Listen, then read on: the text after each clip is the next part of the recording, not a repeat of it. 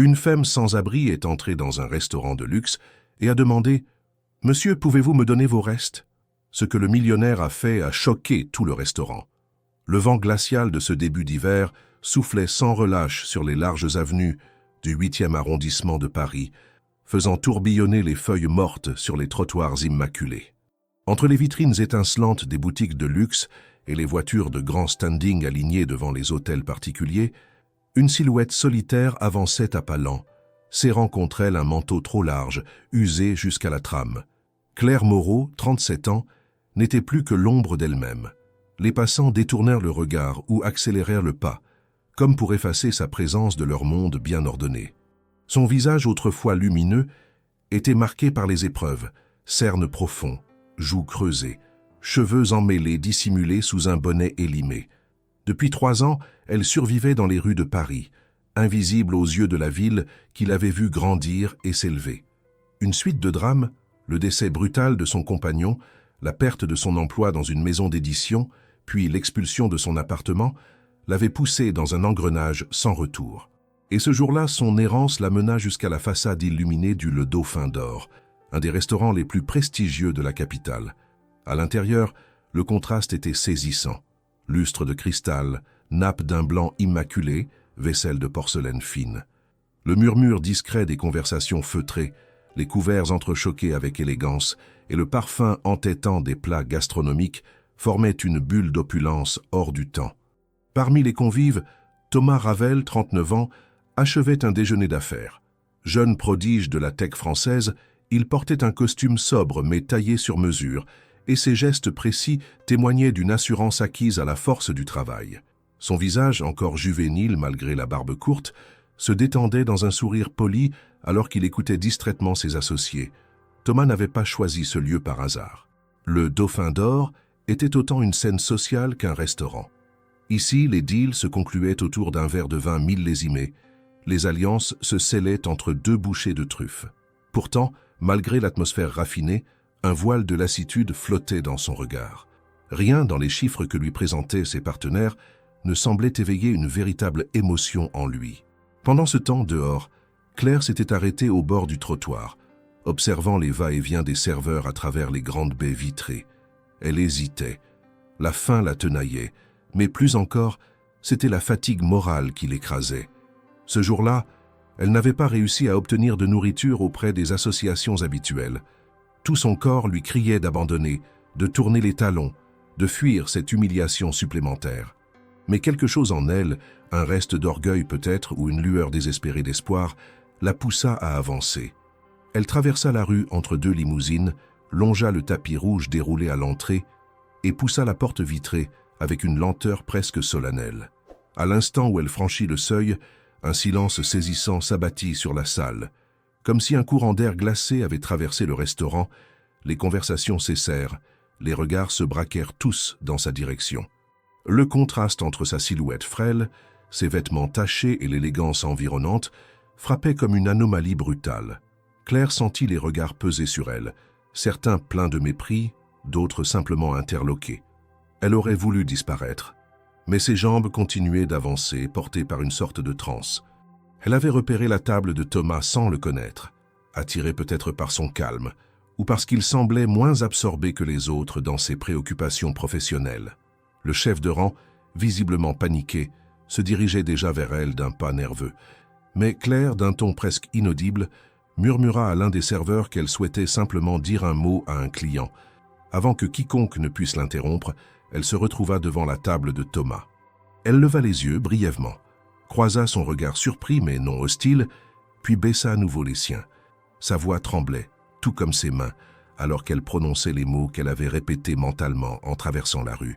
« Monsieur, pourriez-vous me donner les restes de votre assiette, s'il vous plaît ?» Le murmure d'indignation se fit entendre autour d'eux.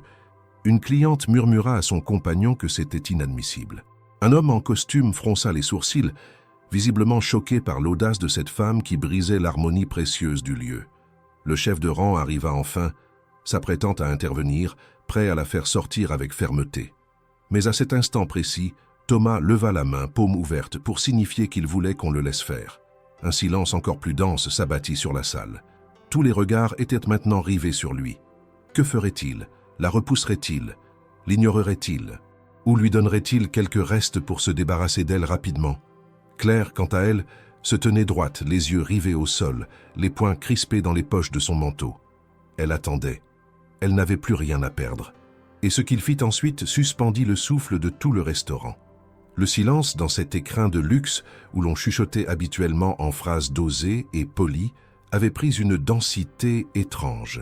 L'apparition soudaine de Claire, son manteau élimé, ses bottes trouées, son visage tiré par la fatigue et les privations, tout cela formait une dissonance insoutenable dans l'harmonie opulente du Le Dauphin d'or. Mais ce n'était pas seulement sa présence qui choquait, c'était ce qu'elle avait osé demander, cette simple phrase murmurée avec un respect qui tranchait avec l'audace du geste. Elle n'avait rien réclamé avec colère ou insistance. Non, elle avait juste demandé, la tête baissée, presque honteuse, « Monsieur, pourriez-vous me donner les restes de votre assiette, s'il vous plaît ?» Le serveur, figé à mi-chemin, hésitait à intervenir. Il échangea un regard tendu avec le maître d'hôtel, qui faisait déjà signe à un vigile discret posté près de l'entrée. La situation leur semblait hors de contrôle, inconcevable. Dans un lieu où chaque détail était millimétré pour offrir confort, discrétion et exclusivité, cette scène surgissait comme une déchirure dans un tissu trop tendu. Les autres clients, quant à eux, retenaient leur souffle. Certains avaient dégainé leur téléphone discrètement pour capturer la scène. D'autres se contentaient de dévisager la femme comme si elle était un spectacle désolant qu'ils n'avaient pas payé pour voir. Thomas, lui, restait assis, le dos légèrement penché vers l'avant, les mains posées sur la nappe, observant Claire avec une intensité douce. Il ne fronçait pas les sourcils, ne montrait ni gêne ni colère. Il ne riait pas non plus. Il regardait. Et dans ce regard, il n'y avait ni pitié ni supériorité, mais une sorte de calme réflexion, comme s'il tentait de démêler une énigme dont il connaissait déjà une partie de la réponse. Il ne répondit pas tout de suite. Il la laissa terminer sa phrase, l'écouta jusqu'au bout. Même si elle parlait bas, même si sa voix tremblait, même si la salle entière attendait qu'il la rejette d'un geste sec ou qu'il appelle le personnel pour qu'on la mette dehors. Mais au lieu de cela, il fit quelque chose que personne n'attendait. Il se leva. Le mouvement fut lent, presque cérémonial. Sa chaise racla doucement le parquet ciré. Dans ce geste simple, il y avait une intention. Pas un sursaut de surprise ni un réflexe de défense, un choix. Et ce choix, en apparence anodin, changea aussitôt la dynamique de la scène. Il ne cria pas, il ne s'emporta pas, il ne chercha pas à gagner en dignité par une posture moralisatrice. Il se contenta de contourner sa propre table et, debout devant Claire, il lui dit d'une voix calme et posée, « Vous n'avez pas besoin de manger les restes de personne aujourd'hui. » Puis il se tourna vers le serveur resté pétrifié à ses côtés et ajouta, « Apportez un menu complet, s'il vous plaît. Le même que moi, avec un dessert et du café. » Le serveur ouvrit la bouche, puis la referma. Il hocha la tête lentement, comme un automate, et se dirigea vers les cuisines sans ajouter un mot. Tout autour, le murmure enfla comme une vague soudaine. On chuchotait à mi-voix. Une cliente lança un regard noir en direction de Thomas, puis se pencha vers son compagnon pour commenter la scène. D'autres se mirent à spéculer, à chuchoter que ce n'était sûrement qu'un coup de communication, une stratégie étrange pour faire parler de lui, ou alors un pari entre amis. Mais aucune de ces hypothèses ne semblait tenir face à la sincérité tranquille qui émanait du jeune homme. Thomas, de son côté, déplaça une chaise face à la sienne et l'invita d'un geste à s'asseoir. Claire hésita. Tout son corps hurlait le malaise. Elle n'était pas censée être ici, elle le savait. Chaque centimètre carré de cette salle lui rappelait son statut d'intruse. Elle ne sentait plus ses mains et ses jambes menaçaient de fléchir. Elle voulait s'enfuir, disparaître, s'effacer. Mais elle vit dans le regard de Thomas quelque chose de différent. Pas de la pitié, pas de la charité, de la reconnaissance peut-être, ou une forme étrange de respect. Alors, lentement, elle s'assit. Ses gestes étaient empreints d'une retenue immense, comme si elle avait peur de casser la chaise ou de salir la nappe rien qu'en s'y appuyant. Elle garda les yeux baissés, incapable de soutenir les regards qui continuaient de la fixer de toutes parts. Thomas se rassit à son tour sans cérémonie, comme si rien d'anormal ne se produisait. Il reprit son verre d'eau, but une gorgée, puis posa son regard sur elle sans la forcer à parler. Le serveur revint, visiblement embarrassé, avec une assiette identique à celle qu'avait mangée Thomas. Il la posa devant Claire avec autant de précaution que s'il déposait un objet précieux. Puis il s'éclipsa, le visage rouge, sans un mot. Claire regarda l'assiette. L'odeur lui parvint comme un coup de poing. Cela faisait des jours qu'elle ne mangeait que des restes froids, parfois trouvés dans des poubelles à moitié vides ou donnés à la hâte par des bénévoles pressés. Elle leva les yeux vers Thomas, incapable de parler. Il lui répondit d'un sourire léger. Pas un sourire pour rassurer, ni pour paraître gentil. Un sourire d'égal à égal, comme on en adresse à quelqu'un qu'on reconnaît, qu'on comprend. Pendant de longues minutes, personne ne parla. Les conversations dans la salle reprirent, timidement d'abord, puis avec plus d'assurance. Mais l'atmosphère avait changé. Quelque chose s'était brisé dans la routine parfaite du Dauphin d'Or. Ce moment de rupture laissait une marque. Certains clients partirent, visiblement choqués. D'autres restèrent, les yeux toujours tournés vers cette table inhabituelle. Claire finit par porter la fourchette à sa bouche. Le goût du plat, l'explosion de saveurs, la chaleur, la texture, tout cela la submergea. Elle ne put retenir les larmes. Elles coulèrent sans bruit sur ses joues, tombant une à une sur la nappe blanche. Elle ne pleurait pas de joie, ni même de tristesse. Elle pleurait parce qu'elle n'avait plus de carapace pour se protéger. Et ce geste, ce simple geste d'un homme qu'elle ne connaissait pas, l'avait ébranlée plus profondément que tout ce qu'elle avait vécu depuis des années. Thomas ne dit rien. Il laissa couler ce silence. Il savait que ce moment ne lui appartenait pas. Et pourtant, derrière son calme apparent, une tempête se formait. Car dans cette femme brisée, assise devant lui, il commençait à reconnaître des traits du passé. Une voix, une posture, une impression fugace mais tenace. Elle l'avait aidé autrefois, bien avant qu'il devienne l'homme qu'il était. Elle avait oublié. Mais lui, non. Et il savait déjà que ce repas ne serait que le début. Les heures d'un après-midi parisien passent vite dans les salons feutrés du luxe, mais ce jour-là, le temps semblait suspendu autour de cette table singulière. Tandis que Claire mangeait lentement, presque religieusement, sans dire un mot, Thomas Ravel restait assis face à elle, les coudes posés doucement sur la nappe, les doigts croisés sous le menton. Il ne parlait pas, ne bougeait presque pas. Il laissait la scène se dérouler naturellement, comme s'il avait compris que forcer un mot ou une explication serait une erreur. Tout autour, les autres clients avaient repris leur conversation, mais un regard discret, une oreille tendue, trahissaient l'attention persistante que suscitait cette scène hors norme. Thomas finit par faire un signe discret au serveur, qui, cette fois sans hésitation, s'approcha et inclina la tête en silence. Le jeune entrepreneur lui demanda une bouteille d'eau minérale, 2 verres propres, puis un dessert supplémentaire sans élever la voix, comme s'il commandait pour un associé ou une vieille amie. Le serveur acquiesça et repartit aussitôt, avec une aisance retrouvée, comme si cette normalité imposée par Thomas l'autorisait à suivre le mouvement sans heurts.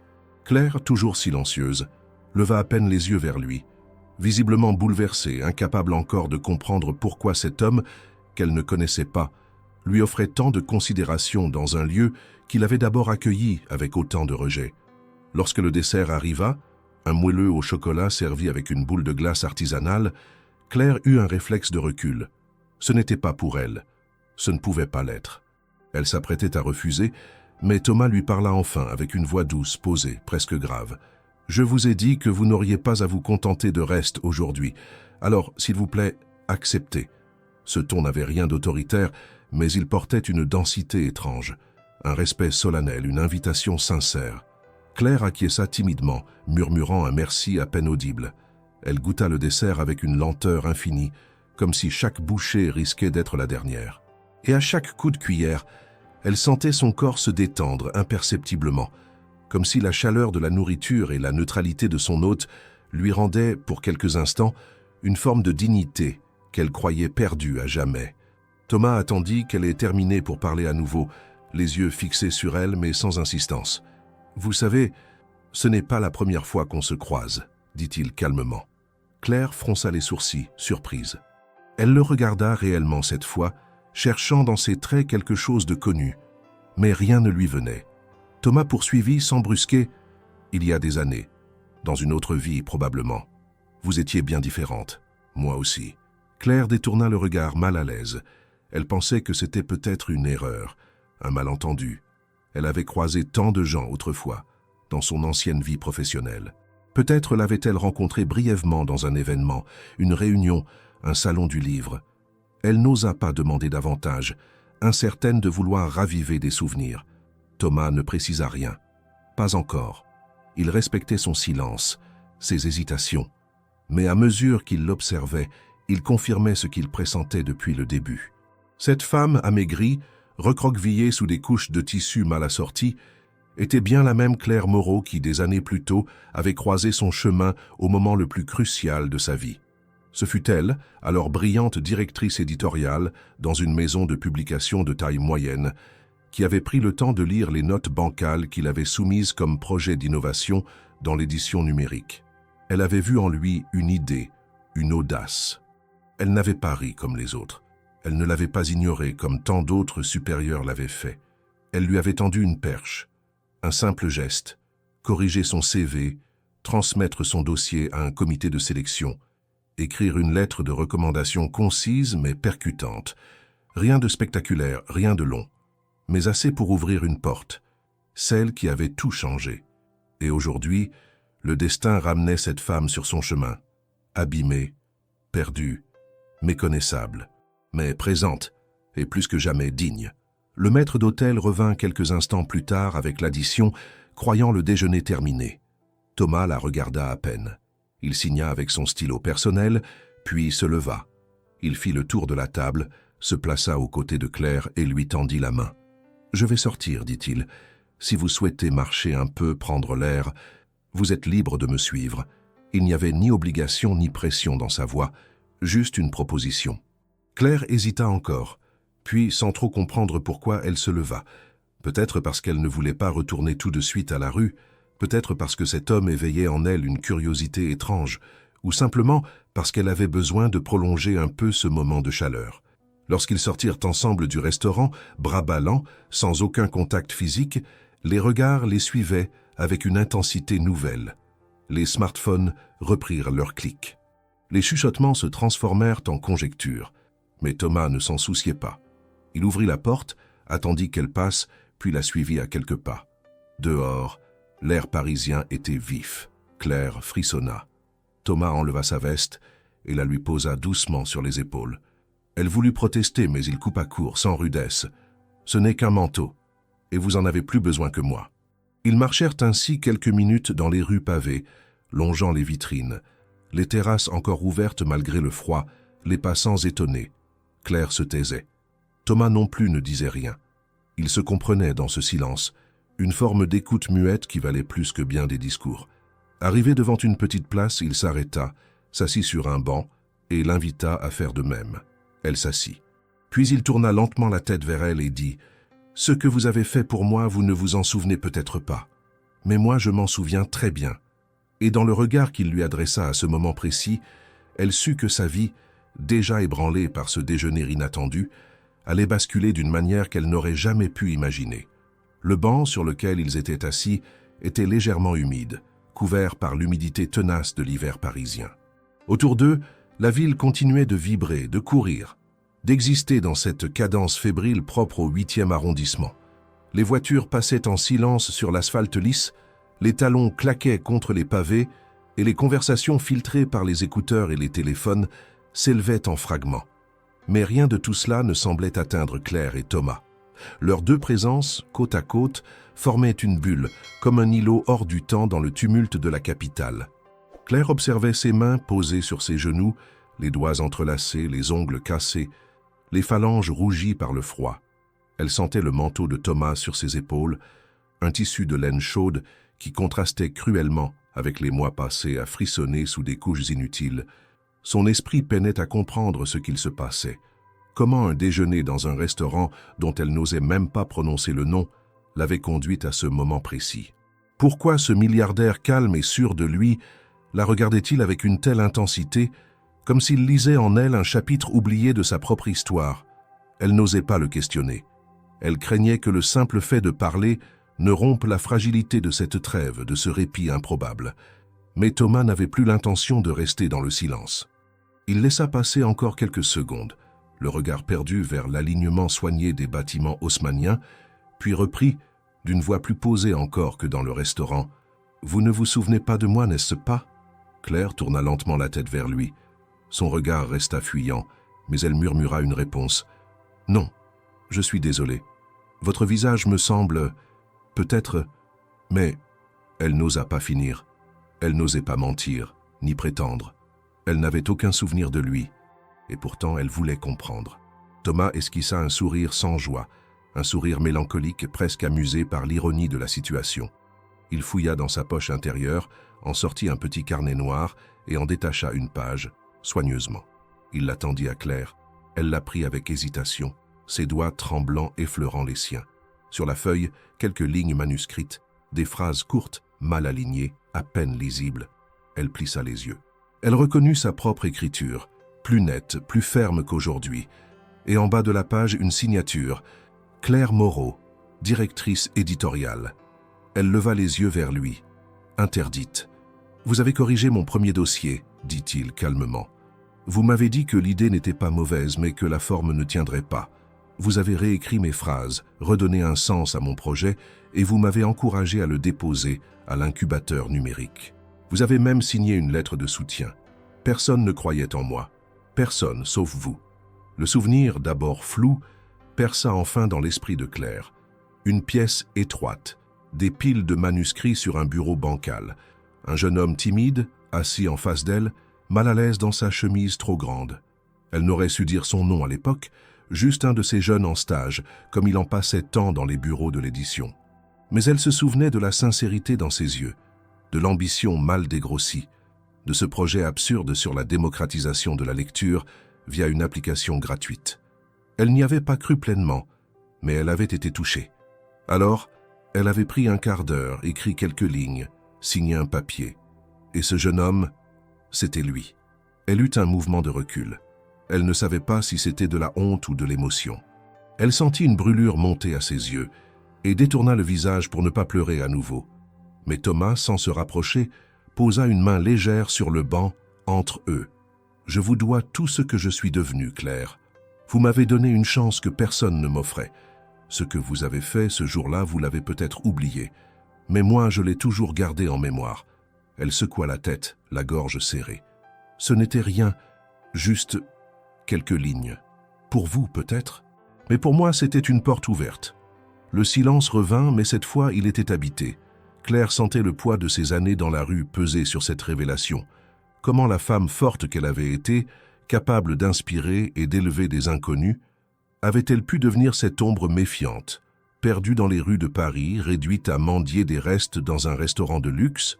Elle avait cru que tout ce qu'elle avait construit n'avait laissé aucune trace. Et voilà qu'un homme, devenu l'un des noms les plus cités dans la presse économique, lui rappelait qu'elle avait un jour semé une graine. Elle prit une longue inspiration. Son regard s'adoucit et elle osa le fixer à nouveau. « Je suis contente que vous ayez réussi, vraiment. » Thomas hocha lentement la tête. Mais il n'était pas venu seulement pour remercier, pas seulement pour offrir un repas. Il avait une idée, une intuition. Et plus il observait Claire, plus il sentait qu'elle n'était pas finie, pas brisée, juste en pause, en attente. « Vous avez fait pour moi ce que personne ne voulait faire. Il est peut-être temps que je rende l'appareil. » Claire fronça les sourcils, incertaine. « Je ne veux pas de charité, murmura-t-elle. Je ne vous propose pas de la charité. Je vous propose une seconde page, peut-être même un nouveau chapitre. » Et cette phrase resta en suspens entre eux, comme une promesse encore informe, mais terriblement puissante. Claire, bouleversée, comprit que ce déjeuner n'était que l'ouverture d'une histoire dont elle ne connaissait pas encore les contours. Mais elle savait désormais qu'elle en serait l'héroïne, d'une manière ou d'une autre. Le lendemain matin, le ciel de Paris avait cette couleur indéfinissable, entre le gris et le bleu, une lumière tamisée, qui baignait les façades du 8e arrondissement. Thomas Ravel avait peu dormi. Il avait passé la nuit à relire des documents anciens, des notes éparses de ses débuts, des courriels archivés. Parmi ces fragments, il retrouva un message signé de Claire Moreau, daté de 14 ans plus tôt, l'encourageant à présenter son projet à un concours d'innovation soutenu par une fondation culturelle. Ce simple email avait été le premier jalon d'une ascension fulgurante. Il n'avait plus jamais eu de nouvelles de Claire après cela. Et maintenant, La retrouver dans cet état d'abandon après tout ce qu'elle avait représenté réveillait en lui un mélange douloureux d'indignation, de gratitude et d'incompréhension. Pendant ce temps, Claire, elle, s'était réveillée sur un banc au bord du parc Monceau. Malgré le manteau que Thomas lui avait laissé, la nuit avait été rude. Elle avait dormi par courtes phases, interrompues par des sirènes, des cris lointains, des courants d'air mordants. Pourtant, ce matin-là, quelque chose avait changé. Ce n'était pas le froid qui la réveillait, mais un nom, un visage, un souvenir désormais gravé en elle. Thomas Ravel. Ce nom résonnait maintenant avec une clarté insoutenable. Elle avait lu son nom dans les journaux, entendu des échos dans les conversations, sans jamais faire le lien. Le jeune stagiaire timide et mal à l'aise était devenu l'un des piliers de la technologie européenne. Et elle, celle qui l'avait encouragé un jour, avait glissé dans l'anonymat le plus cruel. Assise sur le banc, elle fixait un point invisible à l'horizon. Les souvenirs, longtemps enfouis, remontaient à la surface. Elle se revoyait dans son bureau, un espace encombré de manuscrits, de dossiers, d'épreuves à corriger. Elle se revoyait, confiante, passionnée par les mots, les idées, les promesses. Elle se souvenait du jour où un jeune homme aux lunettes épaisses était venu lui présenter un projet bancal mais original. Elle n'avait pas été impressionnée par le document, mais par lui, par sa façon de croire à ce qu'il racontait. Elle n'avait pas hésité à corriger ses fautes, à reformuler ses paragraphes. Elle n'avait pas prévu que ce geste deviendrait une charnière dans sa propre existence. Thomas, de son côté, ne restait pas inactif. Après avoir passé la matinée à honorer des rendez-vous annulables, il décida de chercher Claire. Il savait que ce ne serait pas simple. Paris comptait des centaines de sans-abri, souvent invisibles, même aux yeux les plus attentifs. Mais il n'avait pas l'intention de laisser cette chance s'évanouir. Il voulait lui parler à nouveau, lui proposer quelque chose de réel, de concret. Il refusa d'impliquer la police ou des services sociaux. Il voulait que Claire le retrouve par choix, non par contrainte. Il revint au restaurant, interrogea les serveurs, il décrivit ses vêtements, son apparence, cherchant un détail qu'ils auraient noté. Il apprit qu'elle avait quitté les lieux peu après leur déjeuner sans un mot. L'un des serveurs lui indiqua l'avoir vue se diriger vers le nord, vers le boulevard Malesherbes. Thomas décida de suivre cette piste. Il marcha pendant des heures, arpentant les rues, les squares, les parcs, interrogeant parfois des passants, des vendeurs de journaux, des bouquinistes. Il finit par la retrouver, assise devant une boulangerie fermée, les genoux repliés contre sa poitrine, les yeux dans le vide. Quand elle le vit, elle ne bougea pas. Elle ne fuit pas. Elle ne sourit pas non plus. Elle semblait figée par l'épuisement, mais aussi par cette résignation qui s'installe chez ceux qui ont tout perdu. Thomas s'approcha doucement, s'accroupit pour se mettre à son niveau. « Claire, j'ai réfléchi, dit-il simplement. Il n'y a rien dans ma vie aujourd'hui que je puisse attribuer à la chance. Tout ce que j'ai, c'est le fruit de rencontres. Et vous êtes la première de ces rencontres. » Elle le regarda, les yeux rougis, le visage tiré. « Pourquoi maintenant? Pourquoi moi? Parce que vous êtes vivante, et que tout ce que vous étiez n'a pas disparu. Vous vous êtes oubliée, pas moi. » Il se redressa, sortit de sa poche un trousseau de clés. « J'ai un appartement vide, discret. Vous n'avez aucune obligation, juste un toit pour quelques jours, un endroit où vous pourrez dormir, manger, retrouver un peu de silence. » Elle secoua lentement la tête, murmurant « Je n'ai plus ma place nulle part. » Il répondit sans hausser la voix, mais avec une intensité glaciale. « Vous n'avez pas votre place dans la rue, Claire. Ce n'est pas une opinion, c'est un fait. » Elle le suivit. Pas par confiance, pas encore, mais parce que l'idée de passer une autre nuit dans le froid, après avoir vu un fragment de ce qu'elle avait été, était devenue insupportable. Dans le taxi silencieux qui les emmena jusqu'au quartier du Marais, elle ne dit rien. Il non plus. Il n'avait pas besoin de parler. Le plus important avait déjà été dit. L'appartement était modeste comparé aux standards de Thomas, mais il était vaste, lumineux, propre. Il y avait une salle de bain, un lit, une cuisine fonctionnelle. Claire entra sans oser poser les pieds sur le tapis. Elle avança comme une intruse dans un musée. Thomas lui montra les lieux, lui donna les codes, lui laissa de la nourriture, puis il s'apprêta à partir. Elle l'arrêta juste avant la porte. « Pourquoi vous faites tout ça ?»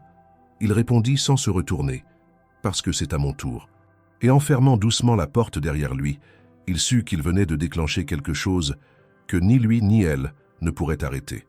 La nouvelle de l'épisode survenu au Dauphin d'Or ne tarda pas à se propager. Dès le lendemain, les images prises furtivement par quelques clients présents au restaurant circulaient déjà sur les réseaux sociaux. La scène avait quelque chose d'incongru. Un milliardaire reconnu, assis en face d'une femme sans abri, lui offrant un repas complet dans l'un des lieux les plus sélectifs de Paris. Certains commentaires saluaient le geste comme une preuve d'humanité rare dans un monde si froid. D'autres, plus cyniques, y voyaient un coup de communication habile. Les médias saisirent l'affaire avec avidité, et les chaînes d'information en continu décryptèrent déjà les implications de l'acte, interrogeant des experts sur la psychologie des riches bienfaiteurs et la symbolique d'un tel événement dans une société divisée par les inégalités. Dans le bureau de Thomas Ravel, situé au sommet d'un immeuble de verre et d'acier dans le quartier de la Défense, les téléphones ne cessaient de sonner.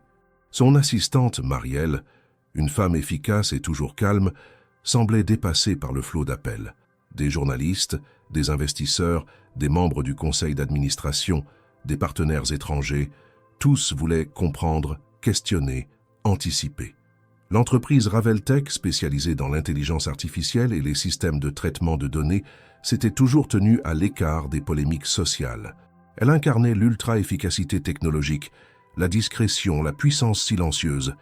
Et voilà que son fondateur devenait, en l'espace de 24 heures, le centre d'un débat public inattendu. Marielle frappa à la porte du bureau, entr'ouvrit doucement et murmura « Thomas, vous avez une réunion urgente avec les actionnaires. Ils veulent des explications. Immédiatement. » Thomas acquiesça d'un signe de tête. Il n'avait pas peur de leurs questions. Ce qu'il avait fait ne relevait ni du calcul ni de l'impulsion. C'était une réponse à un souvenir, à une dette morale, à une conviction intime. Il entra dans la salle de conférence avec la même sérénité qu'il affichait toujours. Autour de la table, les visages étaient fermés. Certains affichaient un agacement palpable, d'autres une perplexité plus diplomatique. Le président du conseil, un homme sec au regard acéré, ouvrit la séance. « Thomas, ce que tu as fait, c'est noble peut-être, mais ce n'est pas sans conséquence. Nos investisseurs asiatiques ont demandé des explications. Certains parlent de désengagement. Ce genre de publicité peut nuire à notre image. » Thomas écouta sans broncher. Puis il répondit calmement. « Si notre image ne peut pas tolérer un acte d'humanité, alors c'est qu'elle repose sur des fondations fragiles. » Un murmure parcourut la salle. Il poursuivit « Je ne regrette rien. Je n'ai pas fait cela pour la presse ni pour un effet d'annonce. J'ai agi parce qu'il le fallait. Cette femme, Claire Moreau, a changé ma vie. Elle m'a offert une chance que personne d'autre ne m'avait donnée. Et quand je l'ai vue ce jour-là, brisée, invisible, dans un monde qui la regardait avec mépris, je n'ai pas pu détourner les yeux. » Le silence tomba, lourd. Un des membres du conseil, plus jeune, hocha lentement la tête, pensif. Mais le président insista. « Très bien, tu as payé ta dette morale.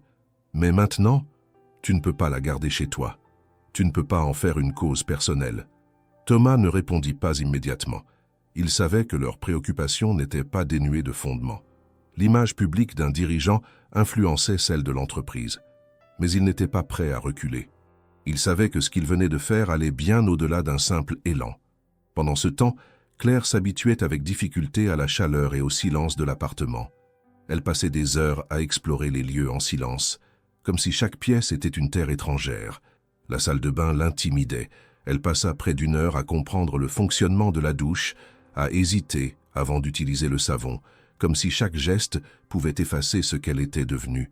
Elle mangeait peu, toujours avec lenteur, toujours avec une sorte de crainte mêlée à de la gratitude. Elle trouva un jour, sur la table de la cuisine, un mot laissé par Thomas. « Quand vous vous sentirez prête, j'aimerais vous parler d'un projet. » La formule était simple, sans pression, mais elle résonnait comme un appel. Claire n'était pas prête, pas encore. Pourtant, une partie d'elle se redressait lentement. Elle retrouvait peu à peu le réflexe d'observer, d'analyser, de réfléchir. La mémoire de son ancienne vie remontait doucement, non pas comme un rêve douloureux, mais comme une réalité possible. Les jours suivants, Thomas fit en sorte de lui rendre visite brièvement chaque jour. Il ne s'imposait jamais. Il déposait parfois un livre, un repas, un vêtement. Il parlait peu, l'écoutait beaucoup. Et un soir, alors que Claire lisait, il s'assit en face d'elle et dit « Je veux créer quelque chose de nouveau, quelque chose qui n'existe pas encore. » Un pont entre ce que vous étiez et ce que vous êtes.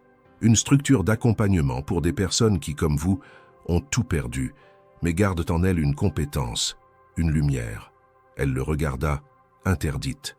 Et moi, dans tout ça, vous serez mon associé, ma mémoire, mon repère. Vous savez ce que c'est de tomber. Vous saurez mieux que quiconque comment tendre la main à ceux qui n'osent plus la prendre. Claire ne répondit pas tout de suite. Elle se leva, alla vers la fenêtre, observa la ville en contrebas, puis elle murmura « On va me juger. Vous aussi. Peut-être, mais ça je m'en fiche. » Et pour la première fois depuis des années, elle se sentit écoutée non pas comme un problème à résoudre, mais comme une personne à révéler. Ce projet encore sans nom prenait déjà racine dans un silence complice, et ce qu'ils allaient bâtir ensemble défierait les attentes, les critiques, les règles. Parce qu'il ne s'agissait pas seulement d'aider, mais de redonner une place à ceux qu'on croyait perdus. Les premières lueurs du jour filtraient à travers les stores partiellement fermés de l'appartement du Marais. Claire se leva lentement, enveloppée dans un peignoir qu'elle avait trouvé soigneusement plié sur le lit. Ses pas sur le parquet produisaient un léger craquement, presque apaisant. Cela faisait longtemps qu'elle n'avait pas dormi dans un lit véritable, sous un toit silencieux, sans craindre d'être réveillée par le froid, un cri ou la menace d'un inconnu. Elle se dirigea vers la cuisine, fit couler de l'eau chaude et observa son reflet dans la vitre. Ses traits étaient encore marqués, mais ses yeux avaient changé. Ils n'étaient plus éteints. Depuis plusieurs jours, Thomas lui rendait visite à heures irrégulières, toujours avec la même discrétion. Il n'exigeait rien, ne lui posait pas de questions sur ce qu'elle avait vécu. Il lui parlait comme à une égale, évoquant ses idées, ses doutes, les contours d'un projet qui ne cessait de grandir dans son esprit. Il lui proposait, à travers des fragments de conversation, de participer à quelque chose de plus grand qu'un simple retour à la normalité. Il voulait créer un espace, une structure, un lieu d'accueil, mais aussi de valorisation, pour les personnes qui, comme elle, avaient eu un passé brillant et un présent invisible. Au début, Claire restait silencieuse. Elle écoutait, posait quelques questions, se contentait d'absorber. Mais à mesure que les jours passaient, sa posture changeait. Elle retrouvait le réflexe de l'analyse, l'instinct de la précision, le goût des idées bien construites. Un matin, alors que Thomas évoquait la possibilité d'organiser des ateliers d'écriture pour les anciens professionnels tombés dans la rue, Claire l'interrompit. « Ce ne sont pas des ateliers qu'il faut, c'est une fabrique de mémoire. Il faut leur redonner la possibilité de produire, pas de simplement exprimer, créer de la valeur, de la trace. » Thomas sourit. Il retrouva en elle cette intelligence vive, cette capacité à aller droit au cœur des choses. Il comprit alors que ce qu'il avait pressenti n'était pas une illusion nostalgique. Claire était toujours là, entière, intacte sous la couche de souffrance. Quelques jours plus tard, il lui proposa de visiter un espace qu'il avait en tête pour accueillir leur projet. Un ancien centre de formation inoccupé depuis 2 ans, situé non loin de la place de la République. Claire hésita, mais accepta. Lorsqu'ils franchirent les portes du bâtiment, l'odeur de poussière mêlée à celle du bois ancien la frappa immédiatement. Les murs étaient nus, le sol marqué par les passages du temps. Mais elle vit, dans les grandes pièces éclairées par les baies vitrées, un potentiel. Elle fit le tour sans dire un mot, puis s'arrêta devant une salle où la lumière tombait parfaitement sur les murs blancs. Ici, ce serait bien pour un studio de narration. Un espace où chacun pourrait enregistrer, raconter, garder trace de ce qu'il est. Thomas, surpris, nota le détail dans son carnet. Il ne dit rien, mais un respect profond brillait dans ses yeux. Claire reprenait doucement sa place, non pas comme une protégée, mais comme une partenaire. À mesure qu'elle s'impliquait, il comprenait que son rôle ne serait pas symbolique. Elle ne serait pas une figure de proue, mais une force motrice. Il voyait en elle la direction, la structure, l'ancrage. La presse continuait à s'agiter. Des rumeurs circulaient sur la nature de leur relation. Certains articles parlaient d'une liaison improbable, d'une opération de réhabilitation sociale. Mais Thomas refusait de commenter. Claire aussi. Ils restaient concentrés sur leurs tâches. Et malgré les doutes extérieurs, ils attirèrent l'attention de partenaires discrets, de mécènes potentiels, de fondations fatiguées de soutenir des projets creux. Le sérieux avec lequel Claire élaborait des plans, rédigeait des notes, corrigeait les moindres incohérences, impressionnait ceux qui l'approchaient. Son nom, autrefois éclipsé, commençait à ressurgir dans les coulisses du monde éditorial. Mais cette ascension, aussi discrète soit-elle, n'était pas sans embûches. Un matin, Thomas invita Claire à le rejoindre à une réunion avec un groupe d'investisseurs intéressés par leur programme. Elle accepta. Il lui offrit un tailleur sobre, des chaussures confortables, et elle passa plusieurs heures à se préparer. Devant le miroir, elle redécouvrit son visage sous un autre angle. Elle n'était pas encore celle qu'elle avait été, mais elle n'était plus la silhouette errante des trottoirs. La réunion se tint dans une salle vitrée d'un immeuble moderne. Claire entra avec une assurance feinte. Autour de la table, des hommes et des femmes bien habillés, les regards aiguisés. Au début, elle écouta Thomas présenter l'initiative. Puis, lorsqu'il l'invita à prendre la parole, elle se leva lentement, la gorge sèche. Elle tenta de parler. Une phrase, puis deux. Mais soudain, un visage dans la salle, un regard insistant, la ramena brutalement dans le passé. Le souvenir d'un soir d'hiver où elle avait été expulsée d'un abribus par des agents de sécurité. Elle perdit le fil. Sa voix se brisa. Le silence devint glacial. Elle s'excusa, quitta la salle en titubant, le cœur battant à tout rompre. Thomas voulut la suivre, mais elle le repoussa d'un geste. Elle sortit dans la rue, marcha sans but pendant des heures, traversant les quartiers familiers avec un sentiment d'échec absolu.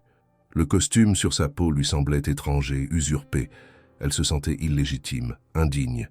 Elle finit par s'asseoir dans un recoin de parc, les bras autour des genoux, comme tant de fois auparavant. Elle resta introuvable pendant 2 jours. Thomas alerta ses contacts, parcourut la ville, interrogea les services d'urgence. L'idée de l'avoir perdue à cause d'une simple réunion le hantait. Mais au 3e jour, une enveloppe glissée sous la porte de son appartement apparut. Son nom y était inscrit d'une écriture tremblante. À l'intérieur, une lettre, des mots denses, sans enjolivement. Un témoignage brut, sincère, sur la peur, la honte, la douleur d'avoir été mise à nu encore une fois, sous les yeux de ceux qui jugent sans comprendre. Elle terminait la lettre par une phrase qui fit trembler les mains de Thomas. « Je ne sais pas encore si je peux faire partie de ce monde, mais je vous remercie de m'avoir laissé croire, l'espace d'un instant, que c'était possible. » Il sut alors que ce qu'il bâtissait n'avait de sens que s'il pouvait aussi contenir la fragilité, les chutes, les hésitations. Et il décida que cette lettre serait le premier texte archivé dans leur futur centre, pas comme un aveu de faiblesse, mais comme un acte fondateur, car la dignité ne renaît pas dans la perfection, mais dans le courage de continuer malgré les failles. Le lendemain de la réception de la lettre, Thomas s'installa seul dans l'appartement du Marais. La feuille, posée sur la table, semblait vibrer sous la lumière du matin. Il l'avait lue plusieurs fois, chaque mot résonnant comme une confession précieuse. Il n'y avait rien de plaintif dans le ton de Claire, rien qui cherchait à attendrir ou à apitoyer. C'était un récit brut, une plongée sans filtre dans la réalité d'une femme qui, malgré tous les efforts, restait blessée par les cicatrices invisibles de la rue. Thomas savait qu'il ne pouvait pas répondre par un simple message, ni lui imposer une nouvelle rencontre. Il devait attendre, lui laisser le temps, respecter le silence comme une forme de parole. Pendant ce temps, Claire errait à travers Paris. Elle évitait les lieux connus, les axes principaux, les visages qui auraient pu la reconnaître. Elle avait quitté l'appartement avec un petit sac, emportant seulement quelques vêtements, la lettre qu'elle avait écrite et un carnet vide. Elle se réfugia dans des bibliothèques, dans des églises silencieuses, dans les couloirs d'une gare où personne ne prêtait attention à une femme seule assise sur un banc. Elle écrivait parfois une phrase, un mot, une image. Mais le plus souvent, elle restait immobile, le regard perdu, envahi par un sentiment d'échec profond. L'épisode de la réunion avait réveillé une peur ancienne, enracinée, celle d'être exposée, mise en lumière dans un espace où chaque regard devient un verdict. Elle s'était vue de l'extérieur, une femme sans voix, sans légitimité, déguisée dans un costume trop lisse pour sa peau meurtrie. L'image d'elle-même vacillant devant cette table de décideurs hantait ses pensées. Elle se disait qu'elle avait trahi la confiance de Thomas, ruiné un projet porteur d'espoir. Elle craignait de devenir à nouveau une charge, un poids, un fardeau qu'on supporte par culpabilité. Elle songea à quitter Paris, à disparaître dans une autre ville, à reprendre sa vie d'errance. Elle savait comment s'y prendre. Elle connaissait les abris, les horaires de distribution de repas, les angles morts des caméras. Mais une chose l'en empêchait, la mémoire de ce que Thomas avait dit, ce qu'il lui avait confié. ce qu'il avait tenté de construire non pas pour elle, mais avec elle. Cette nuance, d'abord imperceptible, prenait désormais toute sa place. Il ne l'avait jamais présentée comme une protégée, jamais comme une dette à solder. Il l'avait vue comme une partenaire, une égale, et cette vision, même fugace, même temporaire, avait laissé une empreinte indélébile. Pendant ses jours d'errance, elle revécut mentalement les scènes de sa chute, le licenciement brutal, le décès de son compagnon, retrouvé sans vie après une crise cardiaque, l'expulsion silencieuse, les premiers soirs à l'extérieur, où le sol semblait se dérober sous ses pas, les regards fuyants, les gestes de rejet, les portes qui se fermaient, mais aussi les gestes minuscules d'humanité, un café offert par un inconnu, un manteau abandonné sur une chaise, un mot laissé sur un carton. Elle comprit que son histoire n'était ni unique ni exemplaire, mais qu'elle portait en elle une cartographie de douleurs que trop de gens ignoraient. Le 5e jour, elle retourna près du parc Monceau. Elle s'assit sur le même banc où elle avait vu Thomas pour la première fois après le déjeuner au Dauphin d'Or. Le froid était plus sec cette fois, mais elle ne frissonnait pas. Elle avait pris une décision. Pas une résolution triomphante, pas un revirement spectaculaire. Une décision simple. Elle ne fuyait pas. Elle ne partirait pas. Elle allait affronter, à sa manière, à son rythme. Elle sortit le carnet de son sac, y traça quelques lignes, puis se leva et marcha lentement vers le marais. Thomas, de son côté, avait continué à travailler. Il n'avait pas parlé de l'absence de Claire à ses collaborateurs, ni annulé les préparatifs du projet. Il avait même intensifié les démarches. Il ne voulait pas construire quelque chose qui dépendrait d'une seule personne, pas même elle. Il voulait que l'initiative prenne corps, s'enracine, survive au départ, aux échecs, au silence. Il avait reçu des soutiens inattendus, d'anciens collègues de Claire, qui avaient appris ce qu'elle était devenue et souhaitaient contribuer. Des associations de terrain, surprises par la démarche, mais prêtes à collaborer. Il avait tenu bon, convaincu que Claire reviendrait d'une manière ou d'une autre. Lorsqu'il ouvrit la porte ce soir-là, il ne fut pas surpris de la voir. Elle se tenait droite, les traits tirés, mais le regard clair.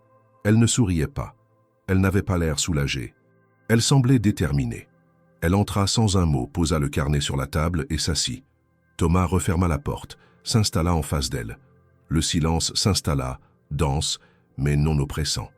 Elle dit simplement « Je ne suis pas stable, je ne le serai peut-être jamais.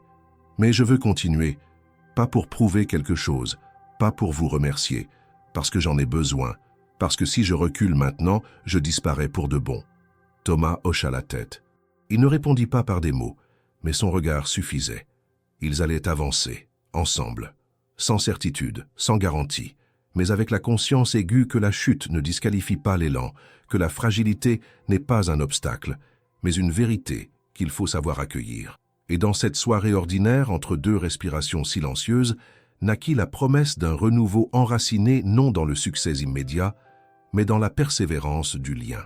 Les jours qui suivirent le retour de Claire dans l'appartement du Marais furent marqués par une transformation subtile, mais irréversible. Il n'y avait pas de grandes déclarations, ni de gestes spectaculaires, seulement un rythme retrouvé, une présence plus stable, une implication lente mais régulière. Claire ne cherchait plus à effacer son passé, ni à justifier son présent. Elle l'acceptait. Elle acceptait aussi que les regards changent, que les attentes fluctuent, mais que son engagement personnel, lui, pouvait rester solide, enraciné dans une vérité plus profonde que celle des apparences. Thomas, de son côté, redoubla d'attention sans jamais tomber dans l'excès. Il n'envahissait pas son espace, ne surveillait pas ses faits et gestes, mais restait présent à chaque instant important. Il avait appris à lire ses silences, à reconnaître les signes de fatigue, de tension, de repli. Il savait qu'elle avançait sur un fil fragile, tendu entre la volonté de se reconstruire et la peur constante de retomber dans l'oubli. Un soir d'hiver, alors que la pluie battait contre les vitres de l'appartement et que la ville se retirait dans ses replis nocturnes, Claire se leva sans prévenir, prit dans son sac un dossier qu'elle avait compilé et le tendit à Thomas. Il le prit sans un mot, le feuilleta lentement. À l'intérieur, une série de textes, de réflexions, de fragments narratifs. Des souvenirs de la rue, des pensées griffonnées entre deux nuits blanches, des descriptions crues de la solitude, de la faim, du froid, mais aussi des instants de lumière, des rencontres fugaces, des gestes de grâce. Thomas referma le dossier, les mains posées dessus. Il ne dit rien immédiatement, puis il leva les yeux vers elle. « Tu veux les publier ?» Elle secoua la tête. « Non, pas pour moi, pour eux. Ceux qui n'écriront jamais, qui n'auront pas la force de raconter, mais qui vivent chaque jour ce que j'ai vécu. Si on doit créer un lieu, un projet, un mouvement, alors ce texte doit en être la première pierre. » Il comprit. Ce n'était pas une confession, c'était un manifeste. Ils décidèrent alors d'organiser une première rencontre publique, discrète mais ouverte, pour présenter les grandes lignes du projet. Le lieu fut trouvé rapidement. Une ancienne imprimerie reconvertie en salle associative située dans le 11e arrondissement. L'endroit, avec ses murs bruts et ses plafonds hauts, convenait parfaitement. Il évoquait le travail, la mémoire, la transformation. Claire accepta d'y prendre la parole, cette fois préparée, entourée, soutenue. Elle écrivit un discours court, sans emphase, sans pathos, juste vrai. Mais la veille de l'événement, elle déposa une enveloppe sur la table de Thomas. Encore une lettre. Cette fois, elle ne s'enfuyait pas. Elle restait. Mais elle voulait que ces mots existent avant même qu'elle ne les prononce. La lettre était plus personnelle que la précédente. Elle y parlait de son enfance, d'une famille éclatée, de rêves de littérature, de son admiration pour les femmes qui parvenaient à écrire contre tout, malgré tout. Elle y racontait aussi les années de réussite, les prix reçus, les soirées mondaines, la lente érosion du sens sous les projecteurs, puis la chute, l'incompréhension, le vide, et enfin la peur de ne plus jamais être utile à personne. Mais au centre de la lettre, un mot revenait, dignité. Claire écrivait qu'on pouvait survivre sans argent, sans toit, sans statut, mais qu'on ne survivait pas longtemps sans dignité, et que cette dignité ne pouvait jamais être donnée de l'extérieur. Elle devait être ravivée, regardée, reconnue. « Ce que tu m'as donné, écrivait-elle, ce n'est pas un appartement, ni un projet, ni même une chance. Tu m'as regardé, et dans ce regard, j'ai retrouvé une forme d'existence. » Thomas lut la lettre en silence, les traits figés. Ce n'était pas seulement un témoignage, c'était un fil tendu entre deux mondes, une passerelle entre la douleur et la reconstruction. Il sut alors que le projet ne serait jamais un simple centre, ni une institution. Ce serait un lieu vivant, mouvant, imprévisible, à l'image de ceux qui l'accueilleraient. Le lendemain, la salle était pleine. Des anciens collègues de Claire, des bénévoles d'associations, des curieux, des inconnus. L'air était chargé d'attente. Claire entra par une porte latérale, vêtue d'un ensemble sobre, ses cheveux relevés, son dossier à la main. Elle ne chercha pas le regard de Thomas, mais elle savait qu'il était là. Elle monta sur l'estrade, posa ses papiers et parla. Sa voix tremblait à peine. Elle raconta son histoire, non comme une chute dramatique, mais comme une traversée. Elle ne minimisa rien, ne dramatisa pas non plus. Elle évoqua la rue, la faim, le froid, la peur, mais aussi la force, les rencontres, les solidarités discrètes. Elle parla du regard des autres, du poids du silence, de l'impossibilité de se raconter quand personne n'écoute. Elle conclut ainsi « Je ne suis pas là pour dire que tout est possible. Je suis là pour dire que certaines choses sont encore possibles. Si on tend la main sans la refermer trop vite, si on construit sans prétendre sauver, si on accepte d'être inconfortable. Ensemble. » La salle resta silencieuse un long moment. Puis les applaudissements éclatèrent, longs, profonds, sincères. Certains avaient les larmes aux yeux, d'autres hochèrent la tête, pensifs. Ce soir-là, Claire et Thomas ne dirent presque rien en rentrant. Mais quelque chose d'essentiel venait de s'ancrer entre eux, une certitude. Leur projet n'était plus une idée, il était une réalité. Et dans ce lien tissé entre deux trajectoires si différentes, entre une chute et une ascension, entre une solitude et une reconnaissance, se dessinait désormais une voie. Pas seulement pour eux, mais pour tous ceux que la société refusait encore de regarder vraiment. L'air était vif en ce début de printemps parisien, mais le soleil illuminait les façades anciennes du quartier du Marais d'une lumière douce et dorée. Dans les rues adjacentes à la grande halle réhabilitée où devait se tenir l'événement, une activité fébrile régnait depuis l'aube.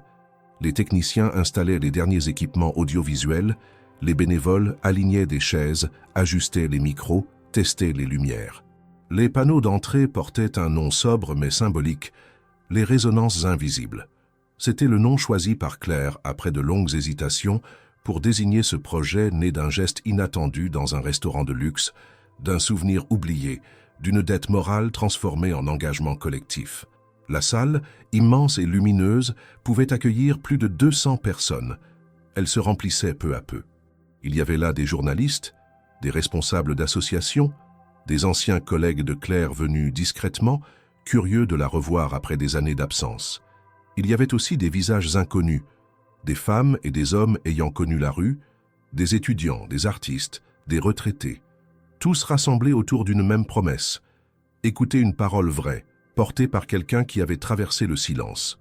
Thomas, vêtu d'un costume sombre et sans cravate, circulait calmement parmi les invités. Il répondait à quelques questions, serrait des mains, mais son regard revenait sans cesse vers l'estrade vide. Il savait que ce moment n'était pas le sien. Il était l'initiateur, le catalyseur, mais ce soir, la lumière devait être pour Claire.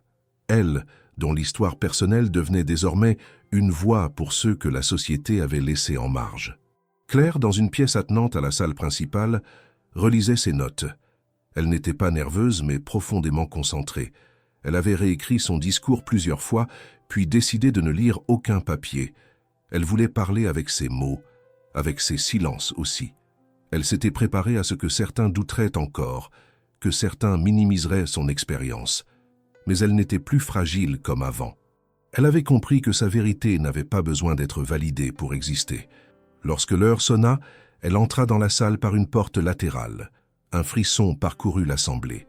Elle monta les quelques marches de l'estrade, salua d'un simple mouvement de tête, ajusta le micro et laissa passer un instant de silence avant de commencer. « Je m'appelle Claire Moreau.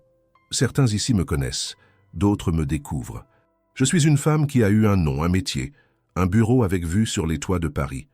Et je suis aussi cette femme qu'on a vue, ou qu'on n'a pas voulu voir, assise sur le trottoir, demandant une pièce ou un reste de pain. Je suis les deux. Et je ne m'excuse ni de l'un ni de l'autre. » La salle retint son souffle. Claire parlait lentement, articulait chaque mot, comme si elle reconstruisait un pont entre deux versions d'elle-même. « Je ne suis pas venue raconter une histoire triste. Je suis venue dire que la chute n'efface pas ce qui a été, que la compétence ne disparaît pas avec la déchéance, qu'un corps sale ne contient pas une âme souillée, et que chaque personne que vous croisez sans la regarder a peut-être, en elle, une richesse que vous ne soupçonnez même pas. » Elle fit une pause, regarda les rangées de visages attentifs. « Le projet que nous lançons ici ce soir, ce n'est pas une œuvre caritative. Ce n'est pas un centre de secours. C'est une fabrique d'opportunités. Un lieu où l'on écoute avant d'agir, où l'on reconnaît avant de proposer. Un espace où ceux qui ont chuté peuvent redevenir auteurs de quelque chose, pas pour prouver qu'ils méritent une seconde chance, mais pour qu'ils se rappellent qu'ils n'ont jamais cessé de la mériter. » L'émotion gagnait la salle. Certains essuyaient discrètement leurs yeux, d'autres prenaient des notes frénétiquement. Thomas, au fond, ne la quittait pas du regard. Il la redécouvrait encore une fois, forte, calme, lucide, capable de porter une idée avec plus de puissance qu'aucun discours politique. Mais alors que Claire allait conclure, une voix s'éleva dans la salle. Une jeune femme, au 3e rang, se leva et demanda à voix haute, d'un ton tremblant mais ferme, « Excusez-moi, êtes-vous Claire Moreau, l'éditrice, celle qui avait publié Les brisures du silence il y a 15 ans ?» Le silence devint absolu. Claire cligna des yeux, surprise. Elle ne s'attendait pas à cette question. Elle hocha lentement la tête. « Oui, c'était moi, c'est encore moi. » Un murmure parcourut l'assistance. La jeune femme, visiblement émue, reprit « Je suis journaliste, et votre livre a été le sujet de mon mémoire. Je l'ai lu des dizaines de fois. Il m'a donné envie d'écrire, de défendre ceux qu'on n'écoute jamais. Et je vous ai cherché. Je pensais que vous aviez disparu. Vous étiez mon modèle. » Un frisson parcourut la salle. Claire resta figée quelques secondes. Puis elle inspira profondément, reprit le micro et dit « J'ai disparu, oui, mais pas parce que j'étais morte, parce que je ne trouvais plus de place. Ce que vous venez de dire, c'est exactement pourquoi ce projet existe. Pour que d'autres, comme vous, retrouvent la trace de ceux qu'on pensait effacés. » Les applaudissements éclatèrent, spontanés, puissants. Ce n'était plus seulement une reconnaissance d'un parcours. C'était une réhabilitation, un retour public, un geste d'espoir lancé à toutes les directions. Ce soir-là, Claire ne redescendit pas de l'estrade comme une rescapée. Elle en descendit comme une initiatrice. Et dans la foule mêlée de professionnels, de sans-abri, d'étudiants, d'élus et d'anonymes, naissait une certitude. Il n'y avait pas de fracture irrémédiable entre les mondes, il y avait des ponts, et il suffisait parfois d'un regard, d'un geste ou d'un mot pour commencer à les bâtir. Le lendemain de l'événement, les médias qui jusque-là n'avaient abordé l'histoire de Claire Moreau que par l'angle social ou philanthropique se jetèrent avec avidité sur ce nouvel élément. L'identité de la femme autrefois tombée dans l'oubli, révélée comme étant une figure influente du monde de l'édition disparue des radars. Les gros titres ne tardèrent pas. La renaissance d'une plume perdue, Claire Moreau, de la rue à la Seine, l'éditrice fantôme réapparaît avec un manifeste. Les photographies prises lors de l'événement circulaient, certains ressortaient de vieilles interviews, des critiques de ses ouvrages, des extraits de ses prises de parole passées. La presse, toujours avide de récits de rédemption, bâtissait autour d'elle une icône fragile, inattendue mais puissante. Des chaînes de télévision demandèrent des entretiens. Des maisons d'édition, autrefois silencieuses à son sujet, l'invitèrent à des rencontres professionnelles, à des tables rondes, à des lectures publiques. Des universités la sollicitèrent pour des interventions. On lui proposa de republier ses anciens textes, voire d'écrire un témoignage complet sur ce qu'elle avait traversé. Les invitations arrivaient par dizaines, accompagnées de promesses de cachets généreux, d'hébergements luxueux, de collaborations prestigieuses. Claire, qui avait passé des années à se sentir invisible, se retrouvait subitement au centre d'une scène dont elle ne savait plus vraiment si elle voulait y appartenir. Thomas observa cette agitation avec un mélange de prudence et de satisfaction. Il savait que cette reconnaissance, bien qu'amplement méritée, pouvait aussi être un piège. La médiatisation, la récupération, la projection des fantasmes collectifs sur une personne ayant connu la fragilité étaient des lames à double tranchant. Mais il ne dit rien. Il resta à ses côtés, disponible mais silencieux. Il lui faisait confiance pour discerner ce qui lui appartenait de ce qui ne faisait que passer. Claire, elle, fut d'abord touchée, puis troublée. Chaque article, chaque éloge, chaque sollicitation venait réveiller une part d'elle qu'elle avait presque réussi à apaiser. Cette ancienne Claire Moreau, celle qui aimait parler dans les salons, débattre sur les plateaux, organiser des rencontres littéraires, n'avait jamais cessé d'exister.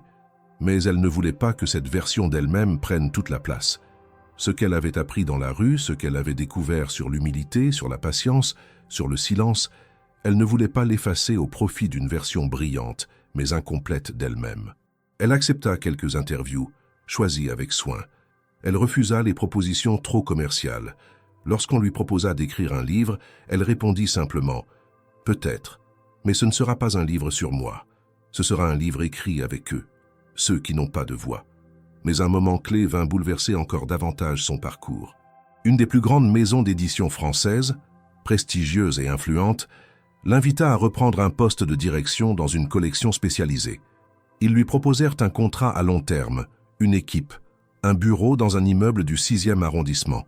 Ils insistèrent sur le fait qu'elle serait libre de ses choix éditoriaux. Ils la voyaient déjà comme la preuve vivante d'une société capable de se régénérer. Claire prit le temps d'y réfléchir. Elle ne refusa pas immédiatement. Elle s'accorda quelques jours pour revoir les lieux, revoir les collègues d'autrefois, visiter l'immeuble, feuilleter des manuscrits. Elle sentit l'ancienne passion vibrer à nouveau, l'adrénaline des projets, le vertige des mots. Elle se projeta. Elle s'imagina dans ce fauteuil, devant une pile de livres, redonnant naissance à des voix perdues. Mais elle se souvint aussi d'une nuit dans une station de métro, d'un hiver sans fin, d'un regard de dégoût qu'on lui avait lancé quand elle avait osé demander un sandwich. Elle se souvint de ce sentiment d'inutilité, d'effacement, de néant, et elle comprit que ce qu'elle avait reconstruit patiemment, lentement, avec Thomas et les autres, était plus vaste, plus profond qu'un simple retour. Alors un matin, elle entra dans le bureau de Thomas, où il travaillait seul à l'élaboration d'un nouveau partenariat avec une fondation. Elle s'assit face à lui, silencieuse. Il leva les yeux, attendit. « J'ai une réponse », dit-elle. Il ne répondit rien.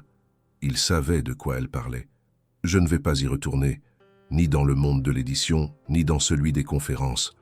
Pas comme avant.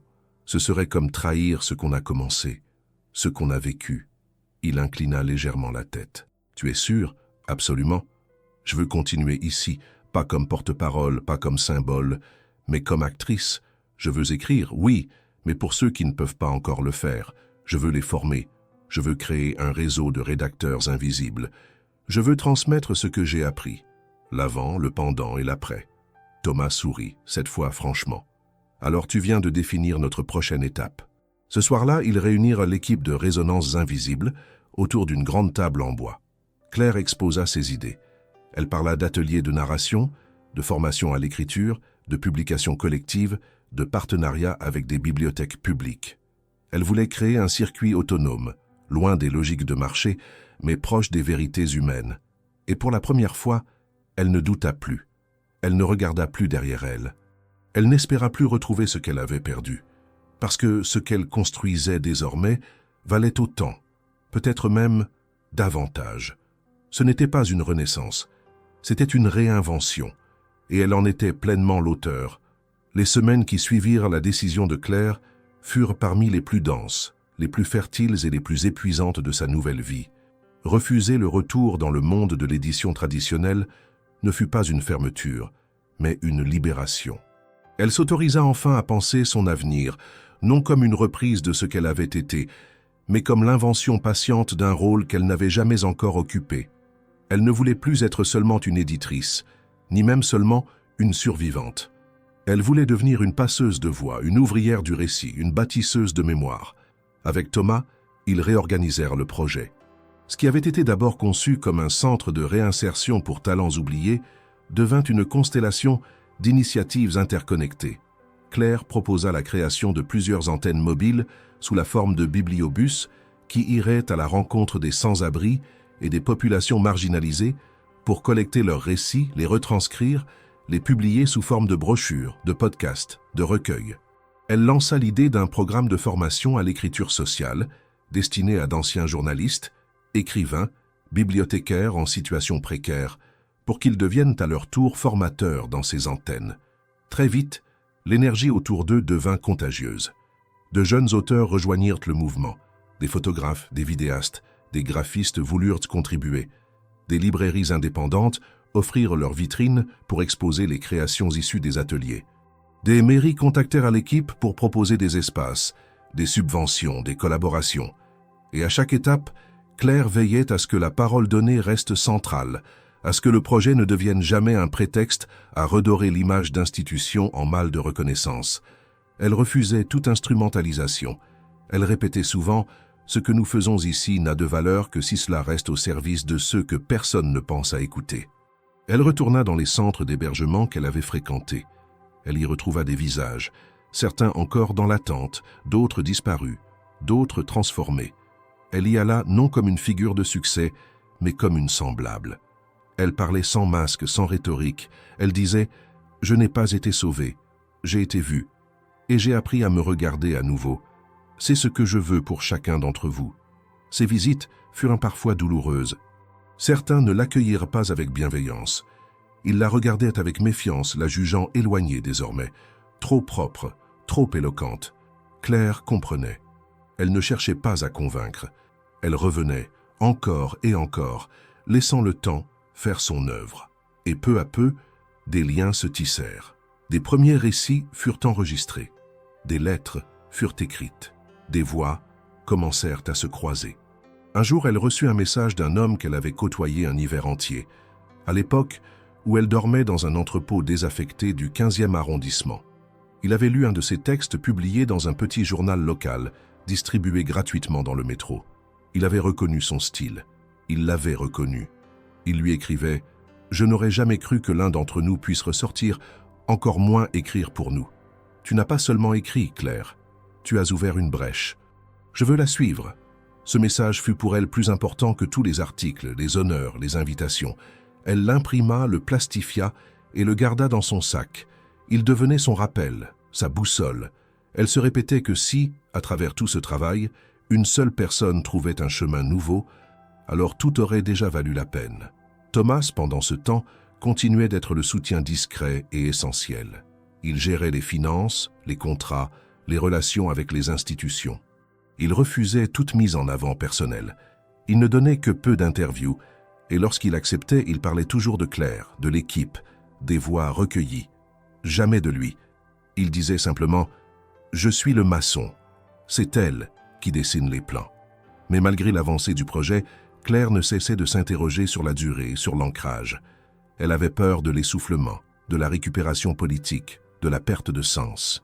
Elle ne voulait pas que l'initiative devienne une structure rigide. Elle voulait que cela reste un organisme vivant, mouvant, adaptable. C'est pourquoi elle proposa de créer un conseil tournant composé de personnes issues du terrain, anciens bénéficiaires, travailleurs sociaux, auteurs invisibles. Ce conseil serait chargé de réévaluer le projet tous les 6 mois, de proposer des corrections, des réorientations, d'interroger les dérives possibles. Lors de la première réunion de ce conseil, Claire observa en silence ces femmes et ces hommes assis autour de la table, certains encore incertains de leur rôle, d'autres déjà habités par une urgence. Elle se sentit profondément à sa place. Elle n'avait plus besoin de validation, plus besoin de rattraper le temps perdu. Elle vivait dans le temps juste, celui de l'action ajustée, du mot pesé, du lien construit. 1 an après le déjeuner au Dauphin d'Or, elle fut invitée à participer à une grande conférence sur la justice sociale en Europe. Elle accepta à condition de ne pas être la seule intervenante. Elle proposa d'y venir avec 2 personnes du projet, dont un jeune homme encore à la rue quelques mois auparavant, devenu aujourd'hui animateur d'ateliers d'écriture dans les gares. On leur accorda cette condition. Le jour venu, elle monta sur scène, les salua, raconta brièvement son histoire, puis céda sa place à ses compagnons. Elle s'assit dans l'ombre, et tandis qu'ils parlaient, qu'ils racontèrent leurs textes, leurs blessures, leurs espoirs, elle comprit que le centre de gravité avait enfin bougé, que la parole était transmise, que la force n'était plus concentrée, mais partagée. Ce jour-là, elle sourit, pas d'un sourire triomphant, mais d'un sourire tranquille, apaisé.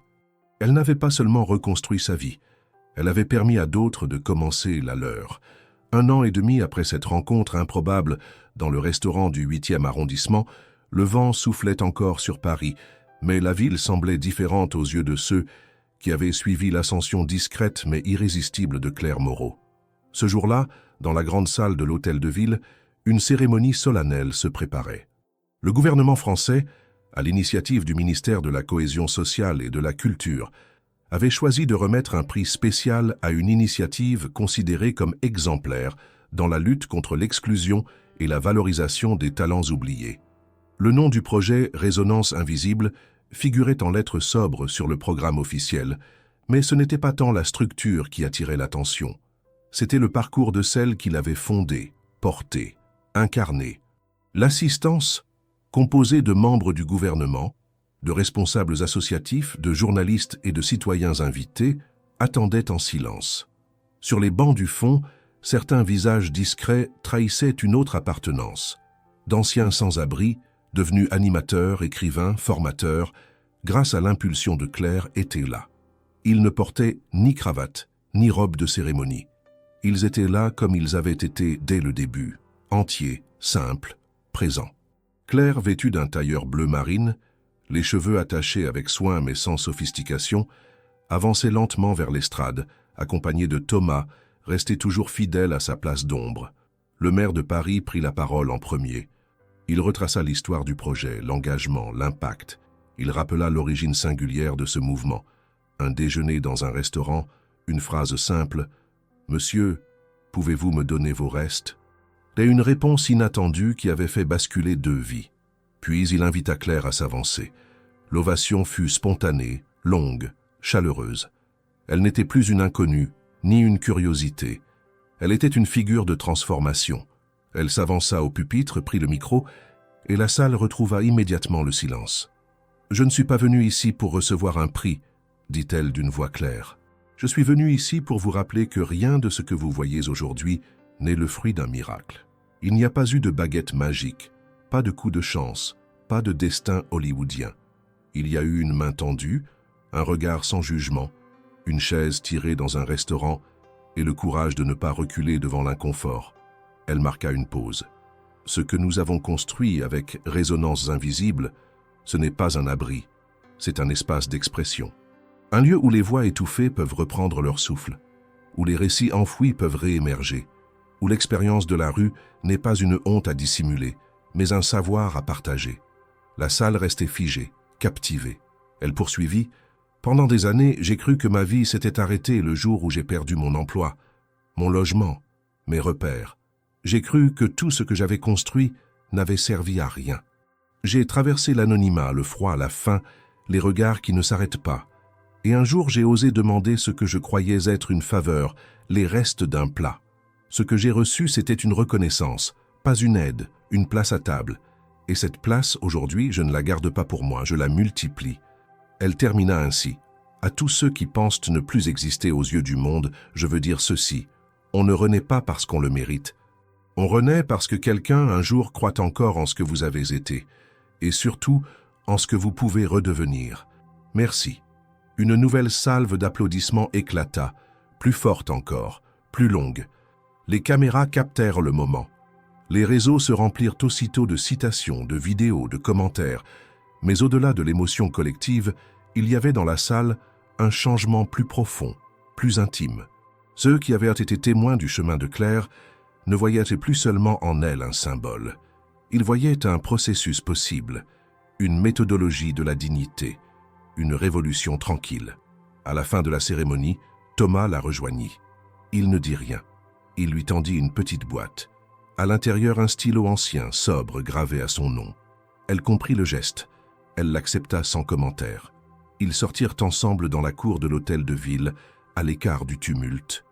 Il faisait frais, mais la lumière du jour réchauffait doucement les pierres. « Tu as changé bien plus que des trajectoires », murmura Thomas. « Tu as redéfini ce qu'on appelle une réussite. » Elle le regarda longuement. « Et toi, tu as transformé une dette en pont. » Ils restèrent là en silence, tandis que le monde continuait à tourner autour d'eux. Plus tard dans l'année, Résonance Invisible lança une collection d'ouvrages écrits à plusieurs mains, compilant les récits recueillis dans les bibliobus, les ateliers, les rencontres de rue. Chaque texte était précédé d'une note contextuelle, signée par Claire ou par un membre du comité. L'initiative fit école. Dans d'autres pays, des projets similaires virent le jour, inspirés par cette expérience. On l'invita à parler à l'étranger, à collaborer avec des fondations internationales. Elle accepta parfois, mais jamais seule. Elle exigeait que des auteurs de l'intérieur soient toujours présents, toujours premiers à s'exprimer. Un soir, dans un train en direction de Lyon, où elle devait inaugurer une nouvelle antenne, Claire regarda par la fenêtre le paysage défiler. Elle repensa à tout ce qui avait conduit à ce moment. La chute, la honte, la survie, le souvenir d'un jeune stagiaire, un déjeuner, un manteau posé sur ses épaules. Elle sourit, non par nostalgie, mais par lucidité. Elle avait appris que les chemins les plus incertains sont souvent ceux qui mènent aux rencontres les plus vraies. Et tandis que le train s'éloignait de Paris, emportant avec lui une femme debout, elle sut que rien de ce qu'elle avait vécu n'avait été vain. Car parfois, une simple parole entendue dans un lieu inattendu suffit à faire renaître une histoire. Et cette histoire, aujourd'hui, faisait naître tant d'autres.